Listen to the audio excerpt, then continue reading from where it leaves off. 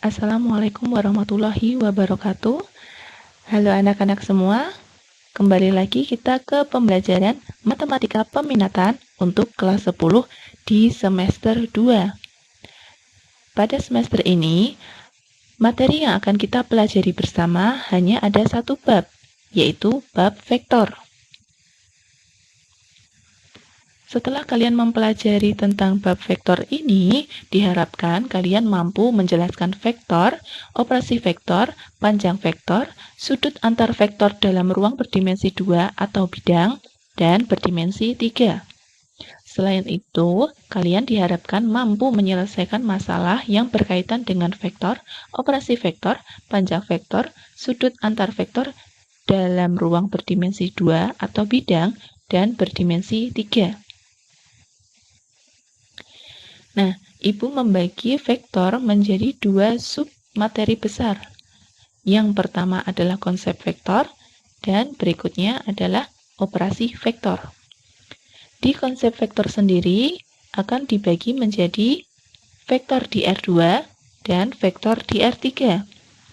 Sementara operasi vektor dibagi menjadi operasi aljabar vektor, panjang vektor, perkalian skalar 2 vektor, serta proyeksi vektor.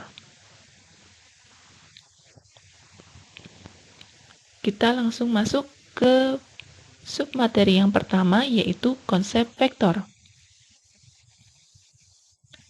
Perhatikan ilustrasi berikut. Berikut adalah gambar penerjun payung yang mendarat dengan sempurna. Penerjun payung meluncur ke bawah menuju tempat pendaratan yang telah ditentukan. Ia memperhitungkan arah jatuhnya supaya mendarat tepat pada tempat pendaratan yang telah ditentukan. Bagaimana cara menentukan arah jatuh saat melakukan terjun payung? Ya. Penerjun payung memperhitungkan arah jatuhnya menggunakan insting yang telah menggunakan insting yang telah terbentuk oleh pengalaman terjunnya. Namun, melalui ilmu fisika, dapat dihitung dan dimanipulasi gaya-gaya yang bekerja pada penerjun sehingga arah jatuhnya sesuai dengan yang diinginkan. Ya. Salah satu ilmu yang digunakan dalam perhitungan gaya-gaya tersebut adalah vektor. Selain pada penentuan arah jatuhnya penerjun payung, materi vektor ini juga banyak digunakan dalam bidang ilmu navigasi untuk pesawat ataupun kapal. Baiklah, kita masuk ke materi konsep vektor.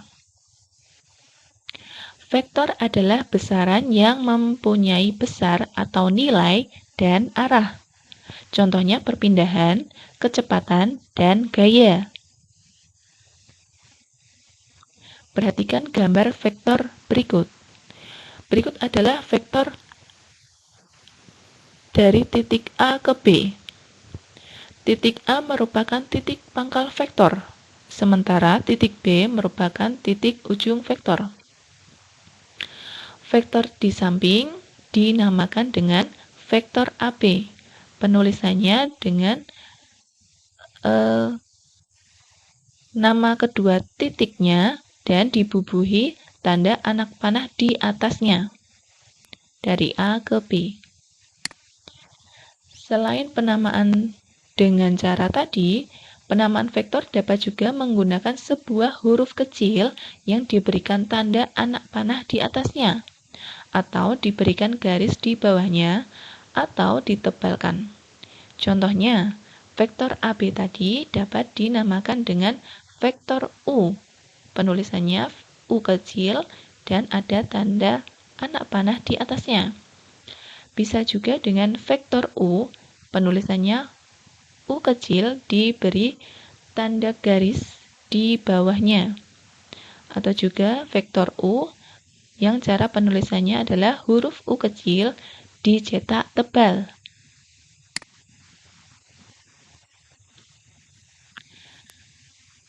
Kita masuk ke bagian vektor di R2. Apa itu vektor di R2? R2 sendiri merupakan ruang dimensi 2 atau berupa bidang. Sehingga vektor di R2 adalah vektor yang terletak di suatu bidang. Vektor di R2 dinyatakan sebagai pasangan bilangan yang dituliskan secara vertikal, tegak, atau horizontal, mendatar. Bilangan pertama kan tadi terdiri dari pasangan bilangan ya. Berarti ada dua bilangan. Bilangan yang pertama menyatakan arah ke kanan, nilainya nanti positif, atau ke kiri, nanti nilainya negatif. Sementara bilangan yang kedua menyatakan arah ke atas, nanti nilainya positif, atau ke bawah, nanti nilainya negatif. Untuk lebih jelasnya, kita lihat contoh berikut.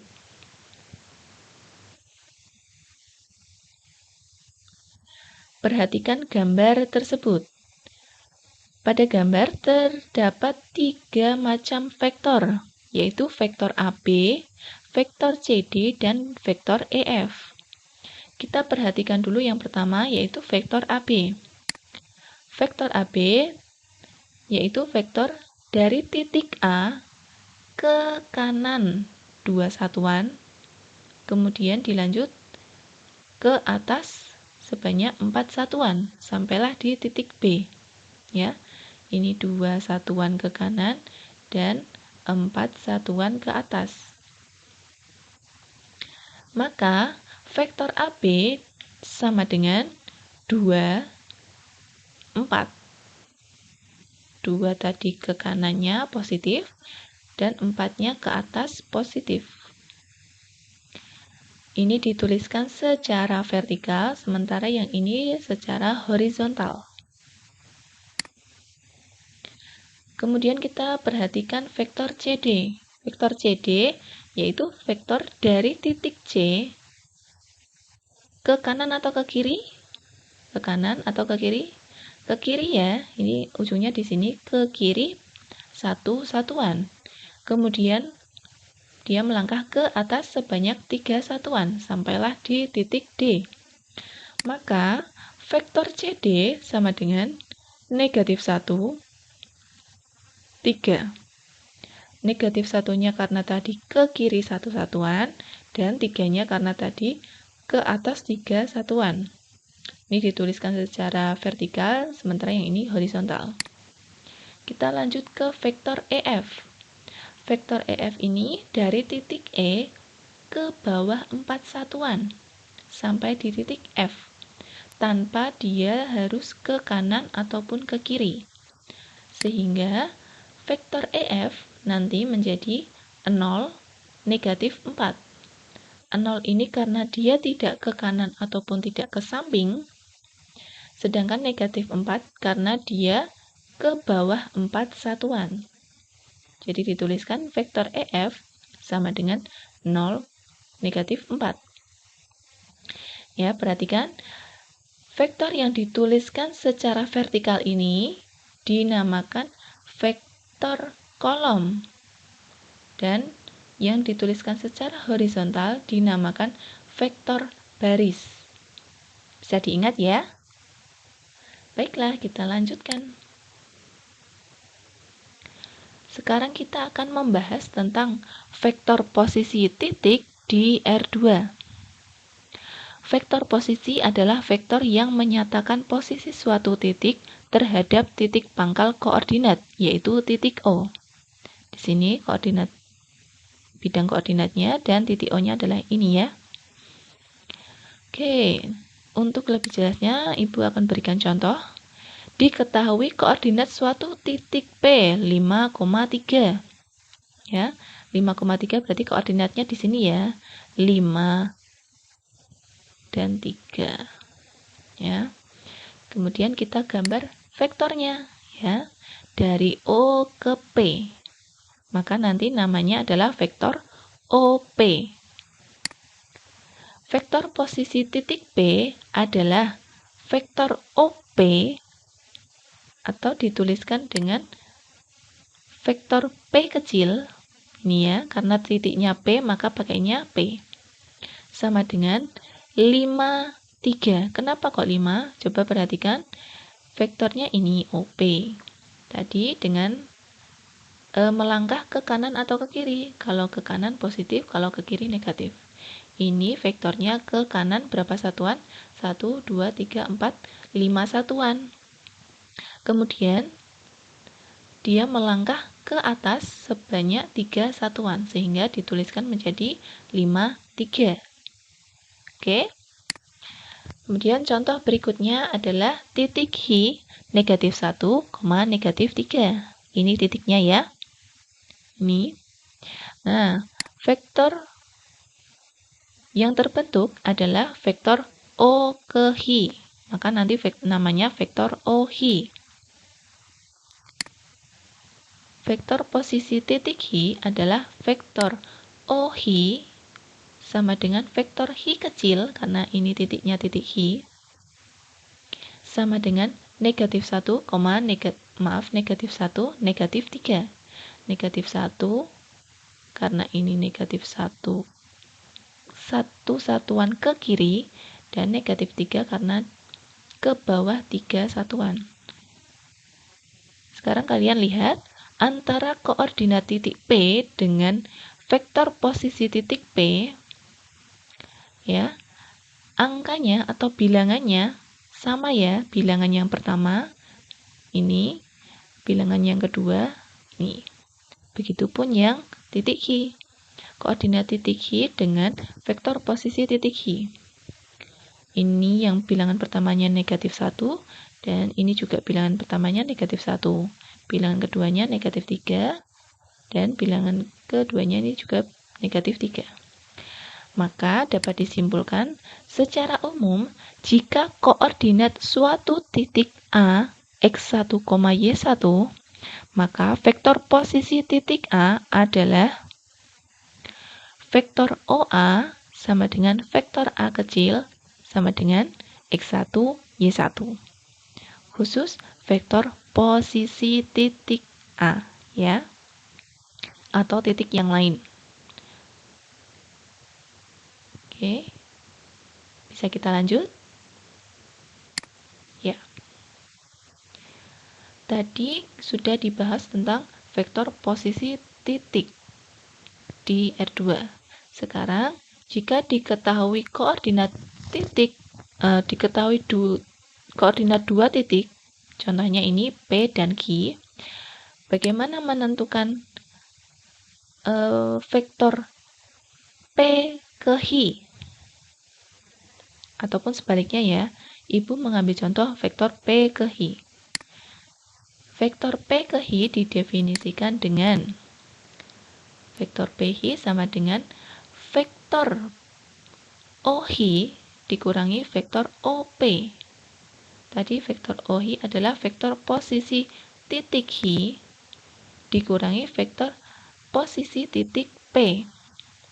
Ini vektornya dari P ke Hi, menghitungnya dengan vektor OHi dikurangi OP, vektor OP. Bisa dilihat ya.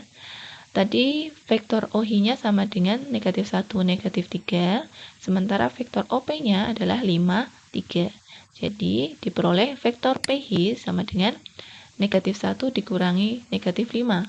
Ini yang bilangan pertama dioperasikan dengan bilangan yang pertama ya. Bilangan yang kedua dengan bilangan yang kedua. Diperolehlah negatif 1 dikurangi 5 dan negatif 3 dikurangi 3 karena operasinya dikurangi. Diperoleh hasil negatif 6, negatif 6. Bagaimana? Bisa ya? Nah, dari contoh tersebut, secara umum, jika diketahui koordinat dua titik, yaitu A di x1, y1, dan B di x2, y2, maka vektor AB, vektor dari titik A ke titik B, diperoleh dengan vektor posisi B dikurangi vektor posisi A. Atau bisa dituliskan dengan x2 min x1 dan Y2 min Y1, di mana X2 dan Y2 adalah komponen koordinat titik B atau titik ujung, dan X1 dan Y1 adalah komponen koordinat titik A atau titik pangkal vektornya. Ya. Oke, bisa dilanjut ya. Sekarang kita akan membahas tentang vektor di R2 dalam kombinasi linier. Vektor satuan yang searah dengan sumbu X adalah vektor I, dinyatakan dengan 1, 0. Ini, vektor I, vektor satuan I. Kemudian, vektor satuan yang searah sumbu Y adalah vektor J, dinyatakan dengan 0, 1. Setiap vektor pada R2 dapat dinyatakan sebagai hasil operasi dari vektor I dan vektor J, yaitu, nah ini misalnya ada vektor V ini, ya, vektor V, di mana bilangan pertamanya adalah X, dan ini satuan ke vektor X, bilangan pertamanya adalah X dan bilangan keduanya adalah Y kecil. Maka bentuk kombinasi linier dari vektor V adalah X vektor I ditambah Y vektor J. Ini ya. X-nya jadi bilangan pertama digabungkan dengan vektor I, dan Y-nya bilangan kedua digabungkan dengan vektor J. Oke, Ibu ambil contoh. Diketahui vektor AB sama dengan 2, negatif 3. Maka bentuk kombinasi linier dari vektor AB adalah 2 vektor I dikurangi 3 vektor J. Ini kenapa dikurangi? Karena sama saja ya, kan operasinya ditambah tapi bilangan negatif. Akan berubah menjadi dikurangi 3J saja. Oke, bisa dipahami ya. Setelah tadi membahas tentang konsep vektor, vektor di R2, kemudian ada vektor posisi titik di R2, dan vektor di R2 dalam kombinasi linier, it's time to try on, atau waktunya untuk latihan.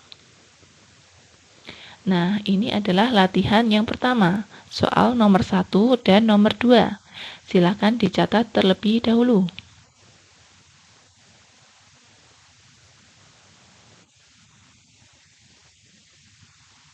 Sudah, Ibu lanjutkan ke soal berikutnya, yaitu soal nomor 3.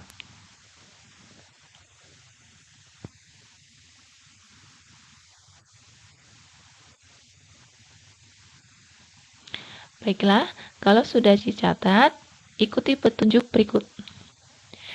Do this exercise well on your book. Kerjakan dengan baik di buku kalian masing-masing. After that, show your work on ruang belajar Semanka. Setelah itu, tunjukkan hasil pekerjaan kalian di ruang belajar Semanka. We will discuss the right answer on the next class. Kita akan membahas jawabannya di pertemuan selanjutnya. See ya! Baiklah, tadi sudah menyimak pembahasan tentang konsep vektor di R2. Oke, apakah ada yang mau ditanyakan?